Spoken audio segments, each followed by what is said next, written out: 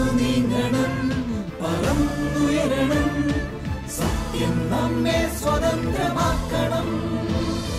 സഭയെന്നും വളരണം, വചനമൊഴുകണം, ലോകമെന്നും ശാന്തി പകരണം. രക്തമൊഴുക്കി അവൻ വളർത്തിയ തിരുസഭ വീണ്ടും വളർന്നുയരണം. നടന്നു നീങ്ങണം, പറന്നുയരണം, സത്യം നമ്മെ സ്വതന്ത്രമാക്കണം.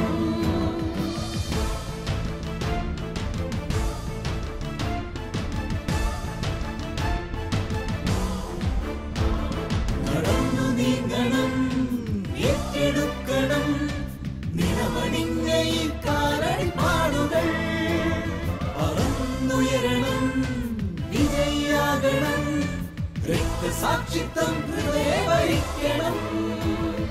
രക്തമൊഴുക്കി അവൻ വളർത്തിയ തിരുസഭ വീണ്ടും വളർന്നുയരണം. രക്തമൊഴുക്കി അവൻ വളർത്തിയ തിരുസഭ വീണ്ടും വളർന്നുയരണം. തിരുസഭ വീണ്ടും വളർന്നുയരണം. നിണമണിഞ്ഞ കാൽപ്പാടുകൾ എന്ന പ്രോഗ്രാമിലേക്ക് എല്ലാവർക്കും സ്വാഗതം.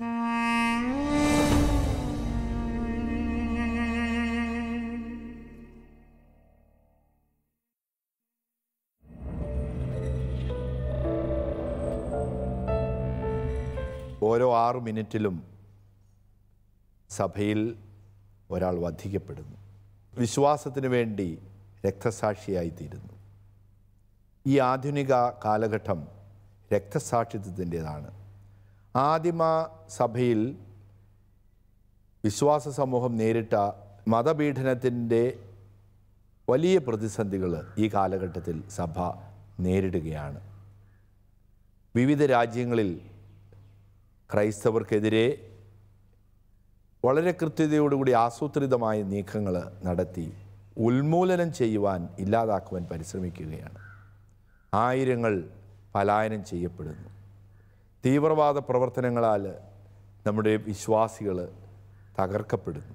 ഈ ഒരു കാലഘട്ടത്തിൽ ധീരതയോടുകൂടി ആദിമ സഭയുടെ വിശ്വാസം രക്തസാക്ഷിത്വത്തെ നേരിടുവാനുള്ള കരുത്ത് നേടുവാൻ നമുക്ക് ശക്തി ലഭിക്കണം.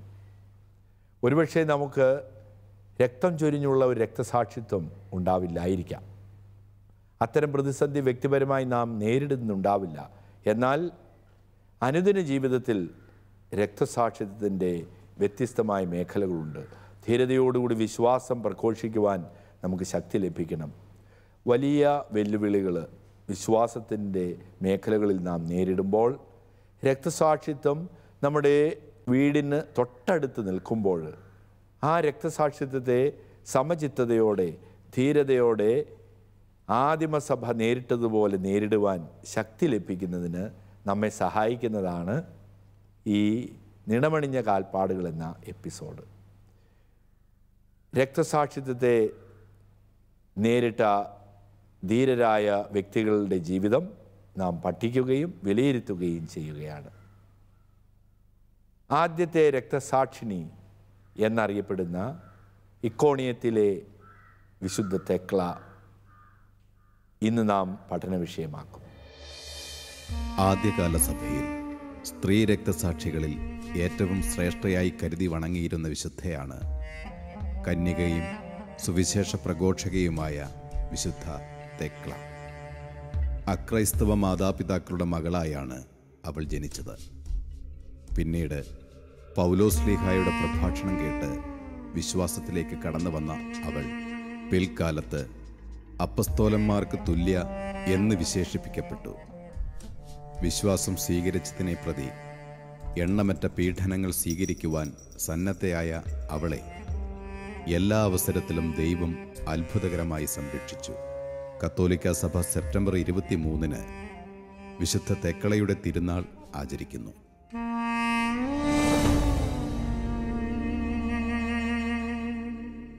പിതാവേ, ആരായിരുന്നു ഇക്കോണിയയിലെ വിശുദ്ധ തെക്കള? വിശുദ്ധ തെക്കള സഭയിൽ അറിയപ്പെടുന്നൊരു വിശുദ്ധയാണ്. വിശുദ്ധയെ ഇങ്ങനെയാണ് അറിയപ്പെടുന്നത്, നിഷ്കളങ്ക രക്തത്തിൻ്റെ മണവാട്ടി. അങ്ങനെ സഭ അവളെ വിശേഷിപ്പിക്കുന്നുണ്ട്. അപ്പസ്തോലന്മാർക്ക് തുല്യ, അപ്പസ്തോലന്മാരുടെ അതേ തുല്യമായ സ്ഥാനമാണ് നൽകുന്നത്. അപ്പസ്തോലന്മാർക്ക് തുല്യമായിട്ട് അവൾ കണക്കാക്കപ്പെടുകയാണ്. ആദ്യത്തെ രക്തസാക്ഷിണി, നിഷ്കളങ്ക രക്തത്തിൻ്റെ നിർമ്മല വധുവായി അവളെ സഭ കണക്കാക്കുന്നുണ്ട്. വിശുദ്ധ പൗലോസിൻ്റെയും തെക്ലയുടെയും നടപടികൾ എന്ന് പറഞ്ഞൊരു പുസ്തകമുണ്ട്. അത് സഭ ഔദ്യോഗികമായിട്ട് അംഗീകരിച്ച പുസ്തകമല്ല. ഈ പുസ്തകത്തിലാണ് നമുക്ക് വിശുദ്ധിയെക്കുറിച്ച് അറിയുവാൻ സാധിക്കുന്നത്. വിശുദ്ധിയുടെ ജീവിതം ആദ്യ നൂറ്റാണ്ടിൽ തന്നെ വിശുദ്ധ രക്തസാക്ഷിനെ ആകുവാനുള്ള വലിയൊരു വിളി അവൾക്ക് ലഭിച്ചിരുന്നു എന്ന് നമുക്ക് മനസ്സിലാക്കുവാൻ സാധിക്കും. ഇക്കോണിയ എന്ന ഏഷ്യ മൈനറിലെ ഒരു കൊച്ചു പട്ടണമാണ്.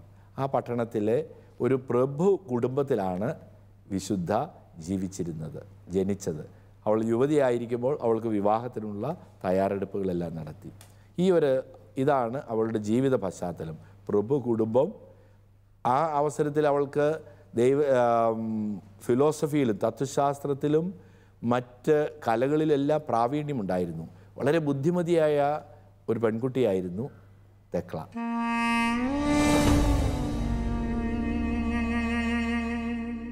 പിതാവേ, എങ്ങനെയായിരുന്നു വിശുദ്ധ തെക്ലയുടെ മാനസാന്തരം? AD 45 വിശുദ്ധ പൗലോസ് അപ്പോസ്തലൻ ഇക്കോണിയത്തിൽ സുവിശേഷം പ്രസംഗിക്കുവാൻ വന്നു. ആ അവസരത്തിൽ വിശുദ്ധനെ പരിചയപ്പെടുകയാണ് വിശുദ്ധ തെക്ല. അവിടെ വിവിധ സ്ഥലങ്ങളിൽ അപ്പോസ്തലൻ വളരെ കൃത്യതയോടുകൂടി ക്രൂശിതനായ ക്രിസ്തുവിനെ പ്രസംഗിച്ചു, പരിചയപ്പെടുത്തി. അപ്പോൾ ക്രൂശിതനായ ഈശോയുടെ ആ ജീവിതം വിശുദ്ധ തെക്ലയെ പൂർണ്ണമായിട്ട് സ്വാധീനിക്കുകയാണ്. അവൾ ധീരതയോടുകൂടി ആ അപ്പോസ്തലൻ്റെ പ്രഭാഷണം കേട്ട് ഈശോയ്ക്ക് വേണ്ടി സ്വയം സമർപ്പിക്കുകയാണ് ചെയ്യുന്നത്. ഇതാണ് വിശുദ്ധയുടെ മാനസാന്തരത്തിൻ്റെ പശ്ചാത്തലം. വിശുദ്ധ അപ്പോസ്തലൻ്റെ പ്രസംഗങ്ങൾ, ആ സാന്നിധ്യം അവളെ സ്വയം സമർപ്പിക്കുവാൻ അവളെ പ്രേരിപ്പിക്കുകയാണ് ചെയ്യുന്നത്. അനവധി പീഡനങ്ങളെ അതിജീവിച്ചുകൊണ്ട് തീഷ്ണമതിയായ ഒരു ക്രിസ്തു ശിക്ഷയെന്ന് സ്വയവും മറ്റുള്ളവരെയും ബോധ്യപ്പെടുത്തിയാണ് വിശുദ്ധ തെക്ല ക്രൈസ്തവ വിശ്വാസത്തിന് സാക്ഷ്യം വഹിക്കുവാൻ രംഗപ്രവേശം ചെയ്തത്. ക്രിസ്തുവിനെ തൻ്റെ മണവാളനായി സ്വീകരിക്കുവാൻ ദൃഢനിശ്ചയം ചെയ്ത നാൾ മുതൽ അവളെ ഇല്ലായ്മ ചെയ്യുവാൻ ഗവർണർ ശ്രമം തുടങ്ങി. അഗ്നിയിലെറിഞ്ഞുകൊടുത്ത് അവളെ വധിക്കുവാൻ നടത്തിയ ശ്രമങ്ങളൊന്നും വിജയിച്ചില്ല. ആ വിശുദ്ധിയെക്കുറിച്ചുള്ള ദൈവീക പദ്ധതി വളരെ വലുതായിരുന്നു. പിൽക്കാലത്ത് വിശുദ്ധ തെക്ലയുടെ ജീവിതം വളരെ സംഭവബഹുലവും ആദിമ ക്രൈസ്തവർക്ക് മഹത്തായ ഒരു മാതൃകയുമായിരുന്നു.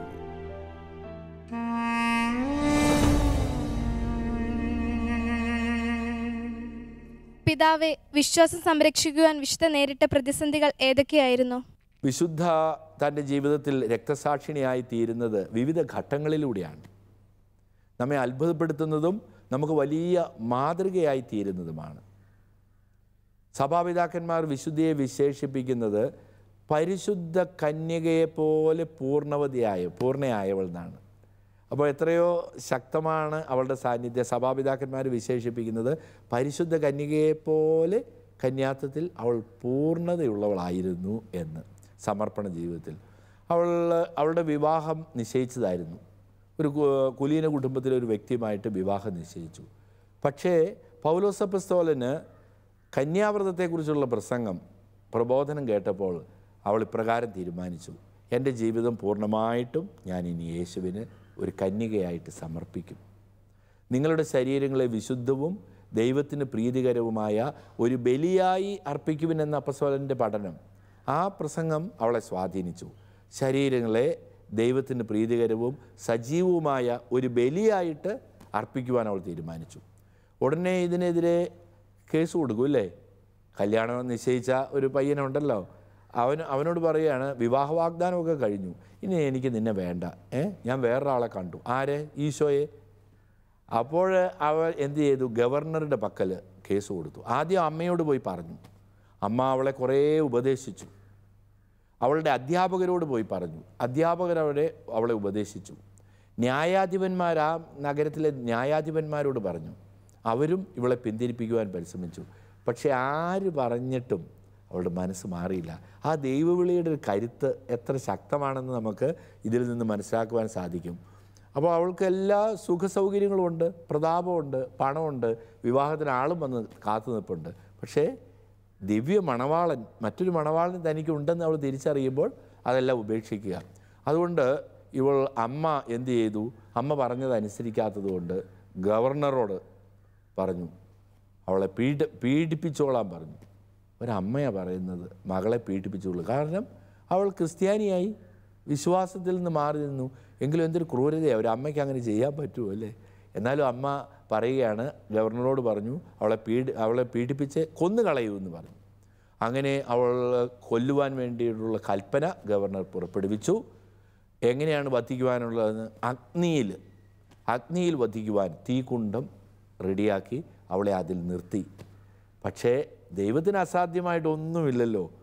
ദാനിയേലിനെയൊക്കെ സംരക്ഷിച്ചതുപോലെ, തീച്ചൂളയിൽ നിന്ന് ബാലന്മാരെ ദൈവം സംരക്ഷിച്ചതുപോലെ ഇവളെ അഗ്നിയിൽ നിർത്തിയ നിമിഷം വലിയൊരു മഴ. ആ മഴയുണ്ടായി, അവൾ കെട്ടുപോയി. അവൾ പൂർണ്ണമായിട്ടും സുരക്ഷിതയായി തീർന്നു. ഒന്നും ചെയ്യുവാൻ സാധിച്ചില്ല. ഇതുവഴി ഗവർണർ ഓർഡർ കൊടുത്തു, ഇവളെ ഇനി പിടിച്ചു നിർത്തേണ്ട ആവശ്യമില്ല, അവൾക്ക് സ്വാതന്ത്ര്യം നൽകണം. അങ്ങനെ അവളെ അവർ സ്വതന്ത്രയാക്കുകയാണ് ചെയ്യുന്നത്. ഈ അവസരത്തിൽ മറ്റൊരു മാനസാന്തരത്തിൻ്റെ മറ്റൊരു എപ്പിസോഡ് കൂടിയുണ്ട്. ഇവൾ പൗലോസ് അപ്പസ്തോലൻ്റെ പ്രബോധനം കേട്ടല്ലോ. പ്രബോധനത്തിൽ ഇവൾ ആകൃഷ്ടയായി. അവൾക്ക് അപ്പസ്തോലന് ഈശോയെക്കുറിച്ച് കൂടുതൽ പഠിക്കണമെന്ന് മനസ്സിലായി. പക്ഷേ ഇവളെ അതുപോലെയുള്ള പ്രമുഖരെയും അപ്പസ്തോലൻ സ്വാധീനിച്ചു എന്ന് മനസ്സിലാക്കിയപ്പോൾ അപ്പസ്തോലനെ ഗവർണർ ജയിലിൽ പിടിച്ചിടാൻ ഉത്തരവിട്ടു. അപ്പോൾ ജയിലിലാണ് ഈ വിശുദ്ധ തെക്ല എന്ത് ചെയ്തെന്നറിയോ? രാത്രിയിൽ ആരും അറിയാതെ ജയിലിൻ്റെ പുറത്ത് വന്നു. ജയിലിനകത്തേക്ക് കയറാൻ പറ്റുമോ? ഇല്ല. അപ്പോൾ അവൾ എന്ത് ചെയ്തു? അകത്ത് കയറുന്നത് എങ്ങനെയാണ്? അകത്ത് എന്തുകൊണ്ടാണ് കയറാൻ പാടില്ലാത്തത്? കാവൽക്കാരുണ്ടല്ലേ പുറത്തുനിന്ന്. അവൾ എന്ത് ചെയ്തു? അവളുടെ വളയൊക്കെ ഊരി കാവൽക്കാർക്ക് കൊടുത്തു. മാലയൊക്കെ തുറന്നു തരാമോ? അങ്ങനെ പൗലോസ് അപ്പസ്തോലൻ്റെ തടവറയിൽ വിശുദ്ധ തെക്ല എത്തി. അവിടെ ഇരുന്ന് ഈശോയെക്കുറിച്ച് അവൾ പഠിച്ചു. കുടുംബാംഗങ്ങളും എല്ലാവരും അവളെ അന്വേഷിച്ചു. എവിടെയുണ്ടെന്ന് അവളെ അന്വേഷിച്ചു. അവൾ ഒന്നും കണ്ടില്ല. അവസാനം അവളെ കണ്ടെത്തിയത് ഈ തടവറയിൽ പൗലോസ് അപ്പസ്തോലനോടൊപ്പം. അത്ര തീക്ഷ്ണതയാണ് അവൾക്ക്. അതുകൊണ്ട് അവളോട് സുവിശേഷം പ്രഘോഷിക്കുവാനുള്ള അവകാശം, അവൾക്ക് സ്വാതന്ത്ര്യം നൽകുകയാണ് ചെയ്യുന്നത്. ഇങ്ങനെയാണ് അവൾ തൻ്റെ വിശ്വാസം സംരക്ഷിക്കുന്നത്. തൻ്റെ ദൈവവിളി എത്ര ശക്തമാണെന്ന് മനസ്സിലാക്കിയപ്പോൾ അതനുസരിച്ച് മുന്നോട്ട് പോകാൻ അവൾക്ക് സാധിക്കുകയാണ്.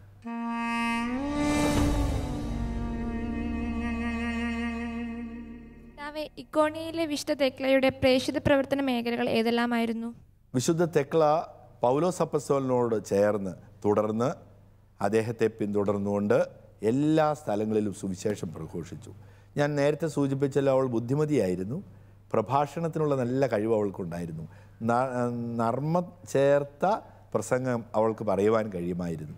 നല്ല അറിവുള്ള കുലീന കുടുംബത്തിലുള്ള അവൾക്ക് അവളുടെ പ്രസംഗം വഴി ധാരാളം ആളുകളെ സ്വാധീനിച്ചു. അവൾക്ക് വളരെ ശക്തി നൽകി. അതിനവൾ കൂടുതൽ തീക്ഷ്ണതയോടുകൂടി പ്രസംഗിക്കുവാൻ സാധിച്ചു. അങ്ങനെ അവൾ പൗലോസ് അപ്പസ്തോലനോടൊപ്പം വിവിധ സ്ഥലങ്ങളിൽ സുവിശേഷം പ്രഘോഷിക്കുകയാണ് ചെയ്യുന്നത്. അങ്ങനെയുള്ള സുവിശേഷ പ്രഘോഷണത്തിൻ്റെ അവസരത്തിൽ അവൾക്ക് വീണ്ടും പ്രതിസന്ധികൾ നേരിട്ടു. അവളെ ഒരു അലക്സാണ്ടർ എന്ന പേരുള്ള ഒരു ചെറുപ്പക്കാരൻ ഇഷ്ടമായി. അവനൊരു പ്രഭു കുടുംബത്തിൽ നിന്നുള്ള അലക്സാണ്ടർ. ഈ അലക്സാണ്ടർ ഇവളെ സ്വാധീനിച്ച് അവളെ തട്ടിക്കൊണ്ടുപോകുവാൻ തീരുമാനിച്ചു. അവളെ തട്ടിക്കൊണ്ടുപോകുവാൻ പരിശ്രമിച്ചപ്പോൾ അവൾ എന്ത് ചെയ്തു? അവൾ വളരെ ശക്തമായിട്ട് അയാളുടെ കിരീടമെല്ലാം തട്ടിത്തെറിപ്പിച്ചു. ഇതിൽ അപമാനിതനായി എന്ന് തോന്നിയ ഈ അലക്സാണ്ടർ ഗവർണറോട് പറഞ്ഞു, അവളെ വധിക്കുവാനുള്ള ഏർപ്പാടുകൾ ചെയ്യുക. അങ്ങനെ അവൾ വീണ്ടും അവളുടെ പീഡനത്തിന് ഇരയായി. അവളെ വധിക്കുന്നതിന് വേണ്ടി തടവറയിലെത്തി. അപ്പോൾ ത്രിഫാന എന്ന് പറഞ്ഞൊരു രാജ്ഞി, അത് റോമൻ ചക്രവർത്തിയുടെ ബന്ധുവായിരുന്നു ഈ രാജ്ഞി. ഈ ത്രിഫാന എന്ന് പറഞ്ഞ രാജ്ഞി തെക്ലയുടെ പീഡനത്തെക്കുറിച്ച് കേട്ടു. അപ്പോൾ അവർക്ക് ഇപ്രകാരമാണ് പറയുന്നത്. മരിച്ചുപോയ മകള് ഇപ്രകാരം സ്വപ്നത്തിൽ പ്രത്യക്ഷപ്പെട്ട് രാജ്ഞിയോട് പറഞ്ഞു, ഈ തെക്കള വിശുദ്ധിയാണെന്നും അവൾ നമ്മുടെ കൂടെയുണ്ടെങ്കിൽ കുടുംബത്തിന് ഐശ്വര്യമുണ്ടാകുമെന്ന് പറഞ്ഞു. അങ്ങനെ ഇതറിഞ്ഞ് ഇങ്ങനെ അന്വേഷിച്ച് ഈ തെക്കളയെ ഈ രാജ്ഞി ശിക്ഷ നടപ്പാക്കുന്നത് വരെ തൻ്റെ കൂടെ താമസിക്കാൻ പ്രത്യേകമായ അവകാശം നേടിയെടുത്തു ഗവർണറുടെ പക്കൽ നിന്ന്. അങ്ങനെ രാജ്ഞിയോടൊപ്പം കുറച്ചു കാലം താമസിച്ചു. പക്ഷേ ശിക്ഷ നടപ്പാക്കാതിരിക്കാൻ കഴിയുകയില്ലല്ലോ. ഇപ്രാവശ്യം എങ്ങനെയായിരുന്നു ശിക്ഷ? വന്യമൃഗങ്ങൾക്ക് എറിഞ്ഞു കൊടുക്കുക. അവിടെ നഗ്നയായിട്ട് വന്യമൃഗങ്ങൾക്ക് എറിഞ്ഞു കൊടുക്കുക. അപ്പോൾ ആ ആംഫി തിയേറ്ററിൽ ഇത് കാണുന്നതിന് വേണ്ടിയിട്ട് ആളുകളെല്ലാം വന്നു. വിശന്നു പൊരിഞ്ഞ ക്രൂരരായ മൃഗങ്ങൾ, പാമ്പ്, തേള് ഇതെല്ലാം ഉണ്ടായിരുന്നു. ഈ മൃഗങ്ങളുടെ ഇടയിലേക്ക്, വന്യമൃഗങ്ങളുടെ ഇടയിലേക്ക് നഗ്നയായിട്ട് ഇവളെ വലിച്ചെറിഞ്ഞു. പക്ഷേ അത്ഭുതകരം എന്ന് ദൈവത്തിന് അസാധ്യമായി ഒന്നുമില്ല. ദൈവത്തിൻ്റെ അത്ഭുതകരമായ ഇടപെടൽ അവിടെ ഉണ്ടാവുകയാണ്. പെട്ടെന്നൊരു മൂടൽമഞ്ഞ് വരികയാണ്. അങ്ങനെ വരുമല്ലോ, മൂടൽമഞ്ഞില്ലേ, ചില സമയം കാണാൻ പോലും സാധിക്കുകയല്ലോ. അതുകൊണ്ട് അവളുടെ നഗ്നത ആർക്കും കാണാൻ സാധിച്ചില്ല. ഈ മൃഗങ്ങൾ വിശന്നു പൊരിഞ്ഞതാണെങ്കിലും അവളുടെ മുമ്പിൽ ഒരു കുഞ്ഞാടിനെ പോലെയായിരുന്നു മൃഗങ്ങൾ. ഒന്നും തന്നെ ചെയ്തില്ല. അവിടെ പ്രത്യേകമായിട്ട് മനസ്സിലാക്കുവാൻ സാധിച്ചു ഗവർണർക്ക്. ഈ വലിയ അത്ഭുതം കണ്ടിട്ട് ഗവർണർ മാനസാന്തരപ്പെട്ടു. തൊട്ടടുത്ത് ഒരു കുഴി പ്രത്യക്ഷപ്പെട്ട് അവിടെ ജലവും ഉണ്ടായിരുന്നു. ഈ വിശുദ്ധ തെക്കള ആ ജലമെടുത്ത് തലയിൽ ഒഴിച്ചിട്ട് പറഞ്ഞു, യേശുവിൻ്റെ നാമത്തിൽ ഞാൻ മാമോദീസ സ്വീകരിച്ചിരിക്കുന്നു എന്ന് ഉറക്കെ പ്രഖ്യാപിച്ചു. ഗവർണർ മാനസാന്തരപ്പെട്ടു. അങ്ങനെ ഗവർണർ പ്രത്യേകമായിട്ടുള്ള തൻ്റെ അധികാരം ഉപയോഗിച്ച് വിശുദ്ധ തെക്കളയ്ക്ക് സുവിശേഷം പ്രഘോഷിക്കുവാനുള്ള എല്ലാ അവകാശങ്ങളും അധികാരങ്ങളും നൽകി. അങ്ങനെ അവൾ പിന്നീട് സ്വതന്ത്രയായിട്ട് സുവിശേഷം പ്രഘോഷിക്കുവാൻ ആരംഭിച്ചു. അവൾ 70 വയസ്സ് വരെ സുവിശേഷം പ്രസംഗിക്കുന്നതായി നമുക്ക് കാണുവാൻ സാധിക്കും. വിവിധ സ്ഥലങ്ങളിൽ സുവിശേഷം പ്രസംഗിച്ചു. എന്തായിരുന്നു വിശുദ്ധ തെക്കളയുടെ പ്രത്യേകത? അവൾക്ക് രോഗശാന്തി വരവുണ്ടായിരുന്നു, അത്ഭുതങ്ങൾക്കുള്ള വരവുണ്ടായിരുന്നു. അതുകൊണ്ട് ധാരാളം ആളുകൾ അവളുടെ അടുത്ത് വരുമായിരുന്നു, നന്നായിട്ട് പ്രസംഗിക്കുമായിരുന്നു. യേശുവിനെ പ്രസംഗിച്ചു വിശുദ്ധ. ആ ഒരു ജീവിതം നമുക്ക് കാണുവാൻ സാധിക്കും. അങ്ങനെ അവളുടെ പ്രേക്ഷിത പ്രവർത്തനം, അവൾ അനുഭവിച്ച വലിയ രക്തസാക്ഷിത്വത്തിൻ്റെതായ വഴികൾ, അത് അവളെ ശക്തിപ്പെടുത്തുകയാണ്, ശക്തിയാക്കുക. വിസ്മയകരമായ വിശ്വാസ തീഷ്ണത കൊണ്ട് ശ്രദ്ധേയയായ വിശുദ്ധയാണ് തെക്കള. അത്ഭുത പ്രവർത്തനം കൊണ്ടും ഉജ്ജ്വലമായ സുവിശേഷ പ്രഘോഷണം കൊണ്ടും അനേകരെ ക്രിസ്തുവിലേക്ക് ആനയിച്ച ആ വിശുദ്ധയുടെ രക്തസാക്ഷിത്വം വളരെ സവിശേഷമായിരുന്നു. സ്പാനിഷ് സംസാരിക്കുന്ന ജനങ്ങൾക്കിടയിൽ ഇന്നും തെക്കളയോടുള്ള വണക്കം വളരെ പ്രത്യേകമായി തുടരുന്നു. അവളുടെ ഭൗതികാവശിഷ്ടങ്ങൾ സൂക്ഷിച്ചിരിക്കുന്നത് സെലൂഷ്യയിലുള്ള ഒരു ഗുഹയിലാണ്. അവിടെ അത് വളരെ ആദരവോടെ പരിപാലിക്കപ്പെട്ടിരിക്കുന്നു.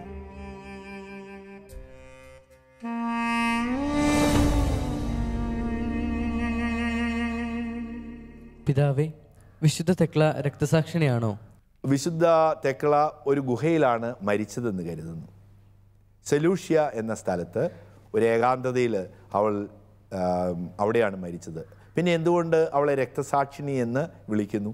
അതും ആദ്യത്തെ രക്തസാക്ഷിണി, അപ്പസ്തോലന്മാർക്ക് തുല്യ, പരിശുദ്ധ അമ്മയെപ്പോലെ നിഷ്കളങ്ക, നിത്യകന്യാത്വം പാലിച്ചവൾ എന്നെല്ലാം അവൾ വിശേഷിപ്പിക്കുകയാണ്. സഭ അവളെ അങ്ങനെയാണ് കണക്കാക്കുന്നത്. ഒന്നാമതായിട്ട് തൻ്റെ ദൈവവിളിയുടെ അവസരത്തിൽ ക്രിസ്തുവിനെ പുൽകാൻ ആ അവസരത്തിൽ അവൾ അനുഭവിച്ച രക്തസാക്ഷിത്വത്തിൻ്റെ നിമിഷങ്ങൾ. അവളെ അഗ്നിയിൽ എറിഞ്ഞു, പക്ഷേ അവൾ ഒട്ടും തന്നെ അതിൽ കീഴടങ്ങില്ല. അഗ്നിക്ക് അവളെ കീഴടക്കാൻ സാധിച്ചില്ല. തുടർന്ന് തൻ്റെ സുവിശേഷ പ്രഘോഷണത്തിൻ്റെ വിവിധ അവസരങ്ങളിൽ വന്യമൃഗങ്ങൾക്കിരയായി, മറ്റ് ശത്രുക്കളാൽ ആക്രമിക്കപ്പെട്ടു. ഇതെല്ലാം അവളുടെ രക്തസാക്ഷിത്വമായിട്ട് ഏറ്റെടുക്കുകയാണ്. എന്നാൽ അതിനേക്കാൾ കൂടുതലായിട്ട് അവളെ യഥാർത്ഥ രക്തസാക്ഷിണിയായിട്ട് കണക്കാക്കുന്നത് കന്യാത്വത്തോടുള്ള, ബ്രഹ്മചര്യത്തോടുണ്ടായിരുന്ന അവളുടെ ആദരവും ബഹുമാനവും സ്നേഹവുമാണ്. അതായത് ഒരു പ്രീതികരമായ ഒരു ബലിയായി അർപ്പിച്ചു. പൗലോസ് അപ്പസ്തോലനായിരുന്നല്ലോ അവളെ സ്വാധീനിച്ചിരുന്നത്. അപ്പസ്തോലൻ അതുകൊണ്ട് അപ്പസ്തോലൻ്റെ പഠനങ്ങൾ അവളെ ശക്തിപ്പെടുത്തി.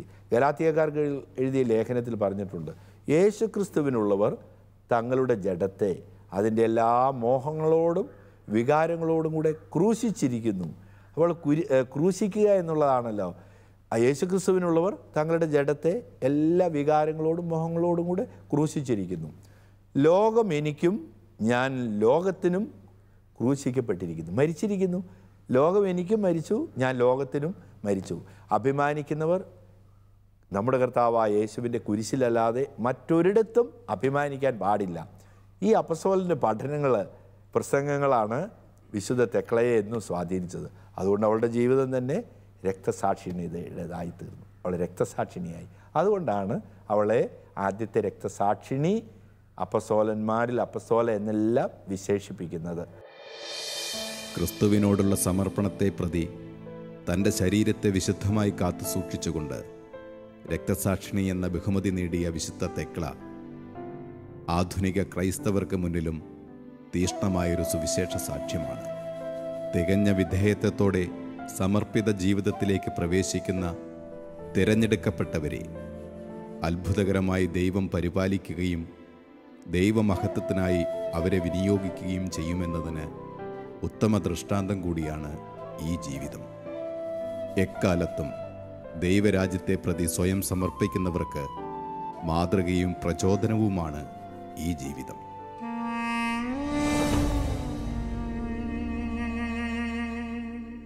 അപ്പസ്തോലന്മാർക്ക് തുല്യയായ രക്തസാക്ഷിണി വിശുദ്ധ തെക്ല, ഇക്കോണിയത്തിലെ വിശുദ്ധ തെക്ല നമുക്കെന്നും മാതൃകയാണ്, വെല്ലുവിളിയാണ്. ജീവിതം കർത്താവിന് വേണ്ടി സമർപ്പിക്കുമ്പോൾ നമ്മുടെ മുൻപിലുള്ളത് എളുപ്പമായ വഴികളല്ല, പ്രതിസന്ധികൾ നിറഞ്ഞ വഴികളാണ്. നാം ഉപേക്ഷിക്കേണ്ടത് ഈ ലോകത്തെയാണ്. ലൗകികമായ താല്പര്യങ്ങളാണ്, സുഖലോലുപതയാണ്, മദ്യപാനമാണ്. ഇതിനെതിരെ നമ്മെ കീഴ്പ്പെടുത്തുവാൻ തിന്മയുടെ ശക്തികൾ വളരെ ശക്തമായിട്ടുണ്ടാകും. എന്നാൽ ക്രിസ്തുവിനോടുള്ള സ്നേഹം ഏത് പ്രതിസന്ധികളെയും നേരിടാൻ കഴിയും. ക്രിസ്തുവിൻ്റെ സ്നേഹത്തിൽ നിന്ന് ആർക്കെന്നെ വേർപെടുത്താൻ സാധിക്കുമെന്ന അപ്പസ്തോലൻ്റെ പ്രബോധനം വിശുദ്ധ തെക്ലയുടെ ജീവിതത്തിൽ നിറഞ്ഞു നിന്നതുകൊണ്ട് അവൾ കന്യാത്വം സ്വീകരിക്കുന്നു, സുവിശേഷ പ്രഘോഷകയായി മാറുന്നു, രക്തസാക്ഷിണിയായി തീരുന്നു, യേശുവിന് വേണ്ടി ജീവൻ പൂർണ്ണമായിട്ട് സമർപ്പിക്കുന്നു. വിശുദ്ധയുടെ ജീവിതം നമുക്ക് ചോദ്യചിഹ്നമാണ്. സുഖലോലുപതയും ആഡംബരങ്ങളും കമ്പോള സംസ്കാരവും നമ്മെ കീഴടക്കുമ്പോൾ ഒരു നിമിഷം വിശുദ്ധ തെക്ല ചോദ്യചിഹ്നമായി നമ്മുടെ മുൻപിൽ നിൽക്കട്ടെ. ഈ കാലഘട്ടം രക്തസാക്ഷിത്വത്തിൻ്റെതാണ്, രക്തരഹിതമായ രക്തസാക്ഷിത്വം. ലോകമെങ്ങും യേശുവിന് വേണ്ടി ധീരതയോടുകൂടി ദൈവമേ സ്തുതി എന്ന് വിളിച്ചു പറഞ്ഞുകൊണ്ട് രക്തസാക്ഷികളാകുന്ന ആയിരങ്ങളുടെ മുൻപിൽ പ്രാർത്ഥനയോടുകൂടി നമുക്ക് നിൽക്കാം. അവർക്ക് ശക്തി നൽകുന്നത് വിശുദ്ധ തെക്ലയാണ്, തെക്ലയെപ്പോലുള്ളവരാണ്. നമുക്ക് പ്രാർത്ഥിക്കാം, ജീവിതത്തിൽ രക്തസാക്ഷിത്വത്തിൻ്റെ നിമിഷങ്ങളിൽ ഞങ്ങൾക്ക് ശക്തി നൽകണമേ, കരുത്ത് നൽകണമേ, കൂടുതൽ തീഷ്ണതയോടുകൂടി അവിടത്തേക്ക് വേണ്ടി ജീവിക്കുവാനുള്ള ആത്മീയത ഞങ്ങൾക്ക് നൽകണമേ എന്ന് നമുക്ക് പ്രാർത്ഥിക്കാം. വിശുദ്ധ തെക്ലയുടെ മാധ്യസ്ഥ്യം എല്ലാവർക്കും ഉണ്ടാകട്ടെ. വിശുദ്ധ നമുക്ക് ശക്തി നൽകട്ടെ. നിണമണിഞ്ഞ കാൽപ്പാടുകൾ ശ്രവിക്കുന്ന എല്ലാ പ്രേക്ഷകരെയും ദൈവം സമൃദ്ധമായി അനുഗ്രഹിക്കട്ടെ. രക്തസാക്ഷിത്വം ക്രിസ്തു മാർഗചരിച്ചോരനേക നിണമണിഞ്ഞ കാലടിപ്പാടുകൾ നൽകി നമുക്കായൊരു ദർശനം. രക്തമൊഴുക്കിയ കാലടിപ്പാടുകൾ പകർന്നു ലോകത്തിൽ മാതൃക. രക്തമൊഴുക്കിയ കാലടിപ്പാടുകൾ പകർന്നു ലോകത്തിൽ മാതൃക. നടന്നു നീങ്ങണം, ഏറ്റെടുക്കണം നിറമണിഞ്ഞ ഈ കാലടിപ്പാടുകൾ. പറന്നുയരണം, വിജയിയാകണം, രക്തസാക്ഷിത്വം ഹൃദയവരിക്കണം. രക്തമൊഴുക്കി അവൻ വളർത്തിയ തിരുസഭ വീണ്ടും വളരും.